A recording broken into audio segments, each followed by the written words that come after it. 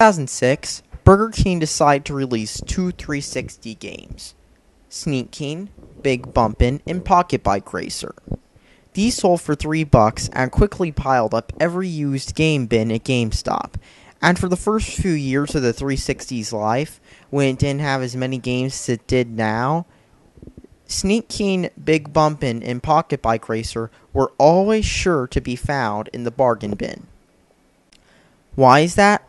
Well, they all sucked. And how much do they suck? Well, let's just take a look at the game. The game is, first off, has the dumbest premise ever. You play as the Burger King and you sneak around delivering burgers. Just from watching the creepy intro, you can tell this game's going to be bad. I mean, the intro is really creepy. It just shows some guy in a Burger King costume crawling around like he's going to terrorize you tonight. I mean, seriously, whoever got the idea for this game had to have been on meth. And several kinds of meth, to be exact, because it's just so many kinds of wrong.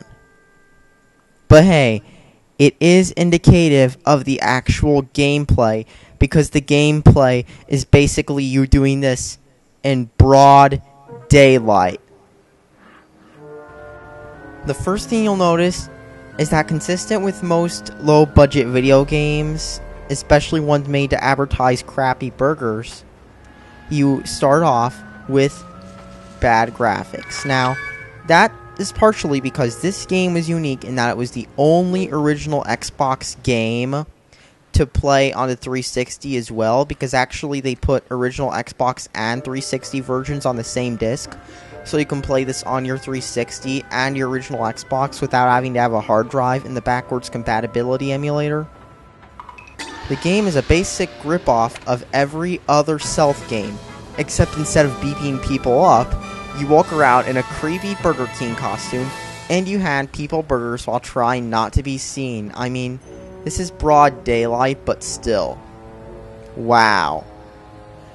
And that's all there is to the gameplay. Sneak up on people, hand them a burger, and watch as the Burger King pulls a burger out of his butt. And do the most retarded dance of all time. It's funny, but then the appeal wears off after like 2 minutes. And it doesn't help that the controls are awkward. The analog stick rotation is weird, similar to early PS2 games. And the music sounds like possibly the worst elevator music I've ever heard in my life. You can also use hiding places, such as the back of a truck, a public toilet, or a trash can. And why does nobody ever get breakfast in this game? Are they like too cheap to walk out to Burger King and get off the dollar menu, so they have to wait for this Creeper King to run up and grab a burger out of the trash can or something? Because this game just doesn't make any sense, even if I was on 20 million drugs. Like, seriously. The only thing this game is worth for is the 360 version, where you can get achievements. If you're playing on an original Xbox, don't even bother. There are so many other cheap original Xbox games you can also get for $1, like Jet Set Radio Future. That game is better than this, and you'll probably play it for more than 2 minutes, like this game. And all the missions are the same too. They're just variations of the same thing. Sneak up on people, give them a burger, just do it without being seen, or out of the back of a truck, or out of the back of a public toilet, or in a certain time. That's all the missions are, and they get old fast.